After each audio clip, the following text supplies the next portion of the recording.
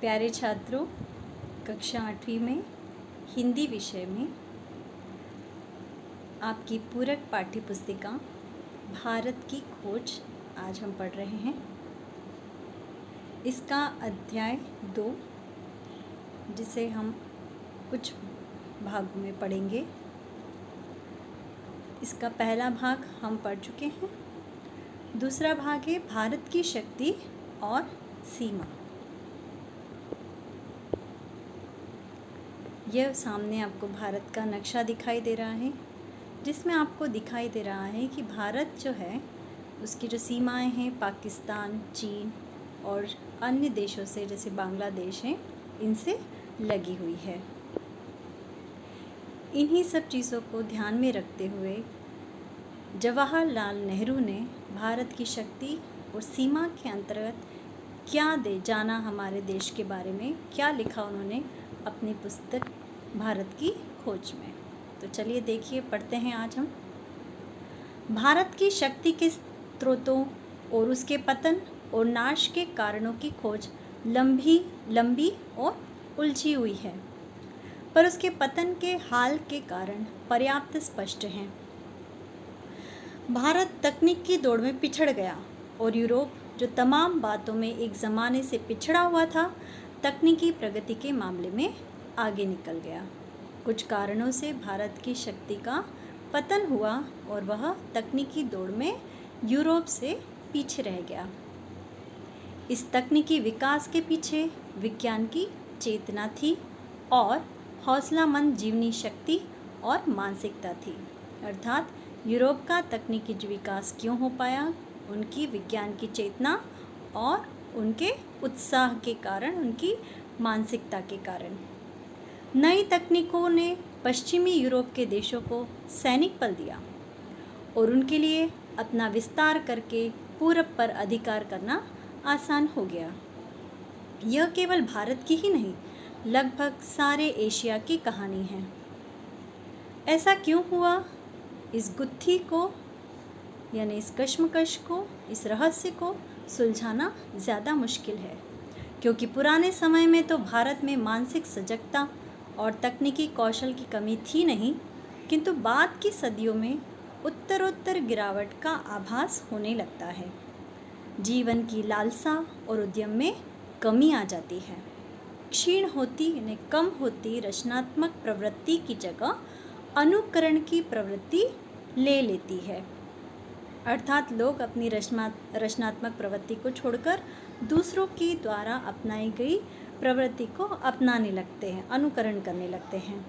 जहाँ कामयाबी के साथ विद्रोही विचार पद्धति ने प्रकृति और ब्रह्मांड के रहस्यों को भेदने का प्रयास किया था, वहाँ शब्द आडंबर से लेस भाष्यकार उसकी जगह लेता दिखाई देने लगता है। भाष्यकार यानी जो शास्त्र लिखते हैं वे। भव्य कला और मूर्ति निर्माण का स्थान जटिल पच्चीकारी वाली सावधानी से की गई नक्काशी लेने लगी। यानी जो पहले कला और मूर्ति का निर्माण होता था, उनके स्थान पर चीज़ों पर नक्काशी की कला ज़्यादा प्रचलित हो गई। प्रभावी किंतु सरल, सजीव और समृद्ध भाषा की जगह अत्यंत अलंकृत और जटिल साहित्य शैली ने ले ली। साहित्यकारों की लालसा और छलकती हुई जिंदगी, जिसके कारण सुदूर देशों में भारतीय संस्कृति का प्रसार संभव हो सका था, क्षीण हो चली और उसके स्थान पर महासागरों को पार करने पर रोक लगाने वाली संकीर्ण यानी छोटी संक्षिप्त रूढ़िवादिता ने जन्म ले लिया। जांच पड़ताल की विवेकपूर्ण चेतना लुप्त होती गई और अतीत की अंधी मूर्ति पूजा ने उसकी जगह ले ली। अतीत के विकट भार ने उसे कुचल कर रख दिया और वह एक तरह की मूर्छा से ग्रस्त हो गई। मानसिक जड़ता और शारीरिक थकावट की इस हालत में भारत का ह्रास होने लगा, अर्थात भारत का पतन होने लगा। वह गतिहीन और जड़ हो गया, जबकि विश्व के दूसरे हिस्से प्रगति के पथ पर बढ़ते गए। यानी उस समय जब विश्व के दूसरे हिस्से या विश्व के दूसरे देश प्रगति कर रहे थे, कहीं न कहीं भारत पतन की ओर अग्रसर होने लगा और थोड़ा पिछड़ने लगा। उसमें तकनीकी क्षेत्र में विकास में कमी आई। किंतु यह स्थिति का पूरा और पूर्णतः सही सर्वेक्षण नहीं है। यानी हम ये नहीं कह सकते कि पूरे भारत में ऐसी स्थिति थी। यदि केवल जड़ता और गतिहीनता का एक रस और लंबा दौर रहा होता तो उसका नाता अतीत से पूरी तरह टूट जाता। अतीत यानी जो पिछड़ा हुआ है, बीता हुआ कल। एक युग का अंत और उसके ध्वंसावशेषों पर किसी नई चीज़ का निर्माण होता। इस तरह का क्रम भंग नहीं हुआ और भारत में भी निरंतरता बनी रही। यानी जो अवशेष मात्र बचे थे, एक युग का अंत होना और उन अवशेषों पर एक नए युग की या नई चीज़ का निर्माण होना जारी रहा। जो सिलसिला था अतीत से लेके वर्तमान तक का, उसमें कोई रुकावट नहीं आई। कहीं न कहीं वो एक दूसरे से जुड़े रहे। इसके अलावा समय समय पर पुनर्जागरण के दौर आते रहे। नए को समझने और उसे अनुकूल बनाकर कम से कम पुराने के उस अंश के साथ जिसको रक्षा करने लायक समझा गया, उसका सामंजस्य करने के प्रयास साफ दिखाई पड़ते हैं। अक्सर पुराने का केवल बाहरी ढांचा प्रतीक के रूप में बचा रहा और उसकी अंतर वस्तु बदल गई। इन्हें बाहर से दिखने के लिए तो जो शारीरिक बनावट कहते हैं, जैसे ढांचा, वह ढांचा प्रतीक के रूप में बचा रहा, लेकिन उसके अंतर वस्तु यानी अंतर मन में जो था वो बदलाव आया। ऐसी लालसा जो लोगों को उस लक्ष्य की ओर खींचती है जो पूरी तरह सिद्ध नहीं किया जा सका हो, और साथ ही प्राचीन और नवीन के बीच सामंजस्य स्थापित करने की इच्छा बराबर बनी रहती है। इसी लालसा ने उन्हें गति दी और उन्हें पुराने को बनाए रखने के साथ साथ नए विचारों को आत्मसात करने की सामर्थ्य दी। यहाँ ये कहा जा रहा है कि पुराने और वर्तमान के बीच में एक तरह का सामंजस्य बना रहा और नए विचारों को भी अपनाने की हिम्मत या क्षमता लोगों में आई। अगला भाग देखिए, भारत की तलाश। पुस्तकों, प्राचीन स्मारकों और विगत सांस्कृतिक उपलब्धियों ने मुझ में एक हद तक भारत की समझ तो पैदा की, लेकिन मुझे उससे संतोष नहीं हुआ। हम किसी भी चीज़ का इतिहास कैसे जान सकते हैं? लिखी हुई किताबों को देखकर, प्राचीन स्मारकों को देखकर और वहाँ की जो सांस्कृतिक उपलब्धियाँ हैं उनसे। तो नेहरू जी ने भी इन चीज़ों का अध्ययन किया और उन भारत को समझने का प्रयास किया, लेकिन कहीं न कहीं वे असंतुष्ट थे। न ही मुझे वह उत्तर मिला जिसकी मैं तलाश कर रहा था। वर्तमान मेरे लिए और मुझ जैसे बहुत से और लोगों के लिए मध्ययुगीनता, भयंकर गरीबी एवं दुर्गति और मध्य वर्ग की कुछ सतही आधुनिकता का विचित्र मिश्रण है। मैं अपने वर्ग और अपनी किस्म के लोगों का प्रशंसक नहीं था, फिर भी भारतीय संघर्ष में नेतृत्व के लिए मैं निश्चित रूप से मध्य वर्ग की ओर देखता था। यह मध्य वर्ग स्वयं को बंदी और सीमाओं में जकड़ा हुआ महसूस करता था और खुद तरक्की और विकास करना चाहता था। अर्थात अंग्रेजी शासकों के गुलाम रहते हुए जो मध्यम वर्ग था, वो कहीं न कहीं इन सीमाओं में, इन बंधनों से मुक्त होना चाहता था, अपना विकास करना चाहता था। अंग्रेजी शासन के ढांचे के भीतर ऐसा न कर पाने के कारण उसके भीतर विद्रोह की चेतना पनपी, लेकिन यह चेतना उस ढांचे के खिलाफ नहीं जाती थी जिसने हमें रोन दिया था। ये उस ढांचे को बनाए रखना चाहते थे और अंग्रेज़ों को हटाकर उसका संचालन करना चाहते थे। यहीं से कहीं विद्रोह की शुरुआत हुई। ये मध्य वर्ग के लोग इस हद तक इस ढांचे की पैदाइश थे कि उसे चुनौती देना या उसे उखाड़ फेंकने का प्रयास करना इनके बस की बात नहीं थी।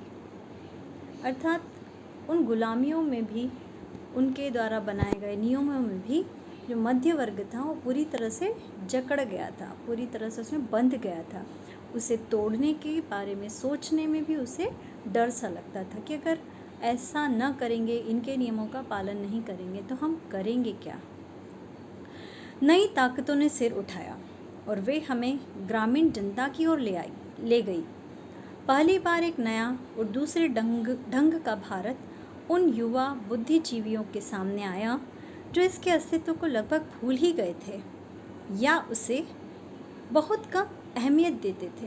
अहमियत यानी महत्व देते थे। यानी मध्यम वर्ग के बारे में तो लोग सोचते थे जो बुद्धिजीवी थे, परंतु ग्रामीण लोगों के और उनका ध्यान नहीं गया था। यह दृश्य बेचैन कर देने वाला था, इसलिए कि उसने हमारे कुछ मूल्यों और निष्कर्षों में संदेह उत्पन्न कर दिया था। तब हमने भारत के वास्तविक रूप की तलाश शुरू की और इससे हमारे भीतर इसकी समझ और द्वंद्व दोनों ही पैदा हुए, यानी कहीं न कहीं एक कश्मकश में थी।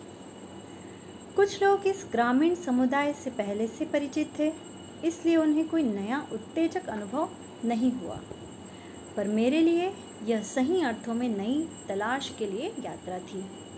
गो कि मुझे बराबर अपने लोगों की असफलताओं और कमज़ोरियों का दर्द भरा एहसास रहता था, पर भारत की ग्रामीण जनता में कुछ ऐसा था जिसे परिभाषित करना कठिन है, पर उसने मुझे बराबर आकर्षित किया। उनमें कुछ ऐसी बात थी जो मध्य वर्ग में अनुपस्थित थी, अर्थात जो ग्रामीण जनता थी उनमें जो उत्साह था, उनमें जो जोश था, उनमें जो देश को आज़ादी दिलाने के प्रति जज्बा था, वो कहीं न कहीं नेहरू जी को आकर्षित कर रहा था। मैं आम जनता की अवधारणा को काल्पनिक नहीं बनाना चाहता।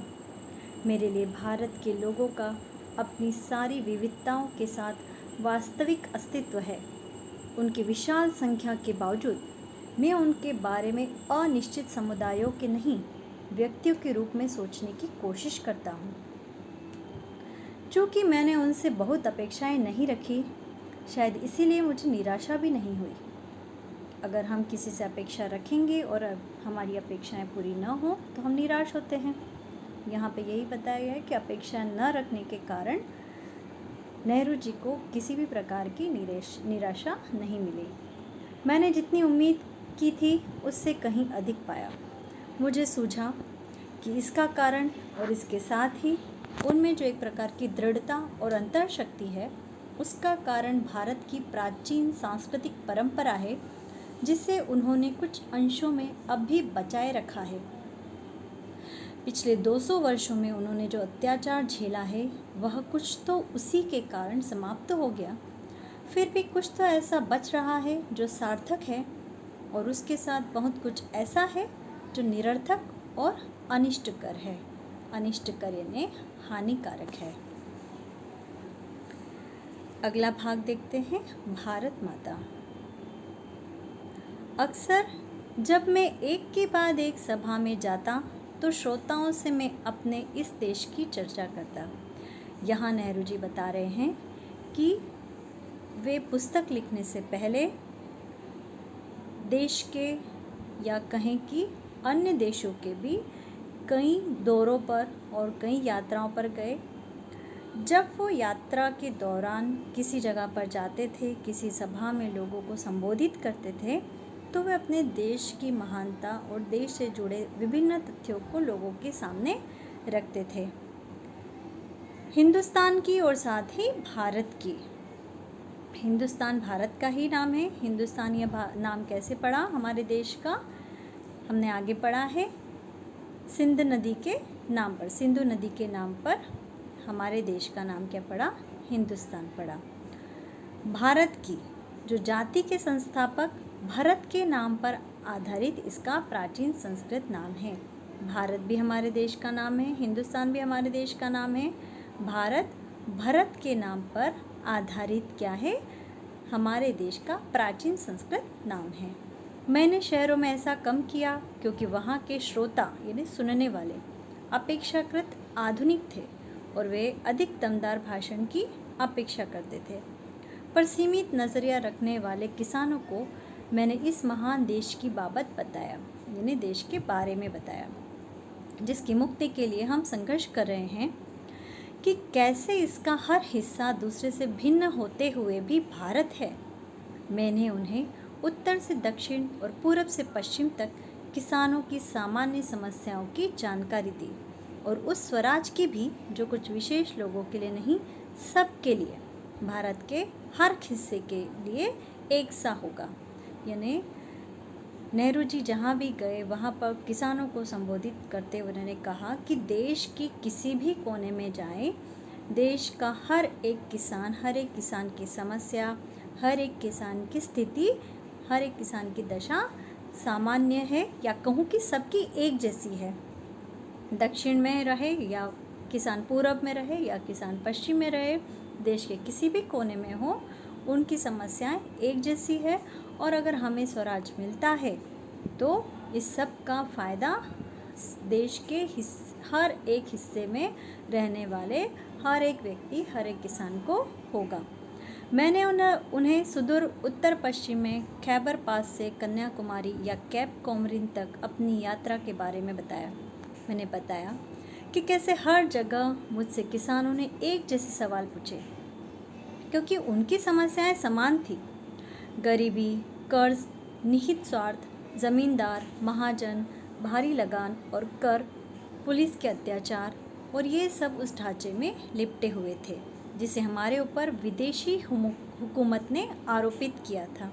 तो जो कर था या जो भी जिस भी प्रकार की जो समस्याएं उस समय किसान झेल रहे थे, वो विदेशी शासकों के द्वारा ही हमारे देश के किसानों पर थोपे गए थे। साथ ही यह भी कि राहत भी सबके लिए आनी चाहिए। तो अगर अभी सभी संकट में हैं, तो अगर इस संकट से छुटकारा मिले तो सबको एक साथ मिले। साथ ही यह भी कि राहत भी सबके लिए आनी चाहिए। मैंने इस बात की कोशिश की कि वे भारत को अखंड मानकर उसके बारे में सोचें, अर्थात वो ये न माने कि भारत का जो उत्तरी हिस्सा है वो अलग है, पश्चिमी हिस्सा जो अलग है, भारत को अखंड माने, एक राष्ट्र माने।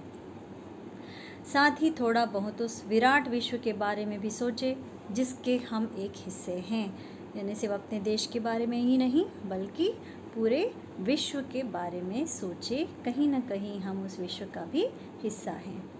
यह काम बहुत आसान नहीं था, पर उतना मुश्किल भी नहीं था जैसा मैंने सोचा था। हमारे प्राचीन महाकाव्यों, पुरागाथाओं और दंत कथाओं की उन्हें पूरी जानकारी थी। इस साहित्य ने अपने देश की अवधारणा से उन्हें परिचित करा दिया था। इन लोगों में से हमेशा कुछ ऐसे भी होते ही थे जिन्होंने भारत के चारों कोनों में स्थित धार्मिक स्थलों की यात्रा की थी। तो यहाँ पे क्या बताया गया कि भारत के 4 कोनों में 4 धार्मिक स्थल यानी 4 धाम हैं। हम जानते हैं द्वारका, रामेश्वरम, जगन्नाथपुरी और बद्रीनाथ। ये देश के चारों दिशाओं में फैले हुए क्या हैं, 4 धाम हैं। तो बहुत से लोगों ने इन 4 धामों की यात्राएं भी की थी। वे देश के महाकाव्यों से भी परिचित थे। कभी कभी जैसे ही मैं किसी सभा में पहुंचता था, मेरे स्वागत में अनेक कंठों का स्वर गूंज उठता था, भारत माता की जय। मैं उनसे अचानक प्रश्न कर देता कि इस पुकार से उनका क्या आशय है। मेरा प्रश्न उन्हें मनोरंजक लगता और चकित भी करता। हाँ भाई, भारत माता की जय किया यानी हम हमारी जन्मभूमि का सम्मान करते हैं। पर यही सोच के उन्हें आश्चर्य होता था कि नेहरू जी ऐसा क्यों पूछ रहे हैं। उनकी ठीक समझ में नहीं आता कि वे मुझे क्या जवाब दें, और तब वे एक दूसरे की ओर और फिर मेरी ओर ताकने लगते हैं ना, मुझे भी देखने लगते हैं ना, नेहरू जी को देखने लगते हैं। मैं बार बार सवाल करता जाता।